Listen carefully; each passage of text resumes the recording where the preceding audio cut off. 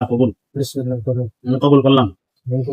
সবাই واصحابه الذين هم رهبان الليل وفرسان النهار والذين بذلوا جهدهم واموالهم وانفسهم واولادهم في سبيل الله ليعلى كلمه الله ما بعد قال الله تعالى في كلامه المجيد يا ايها الذين امنوا اتقوا الله حق تقاته ولا تموتن الا وانتم مسلمون وقال تعالى يا ايها الذين امنوا اتقوا الله وقولوا قولا سديدا يصلح لكم اعمالكم ويغفر لكم ذنوبكم ومن يطع الله ورسوله فقد فاز فوزا عظيما وقال صاحب القران محمد نبينا عليه صلوات الله وسلامه تزودوا الورود الودود فاني مكاسر بكم الامم بارك الله لنا ولكم في القران العظيم ونفعنا واياكم بالايات والذكر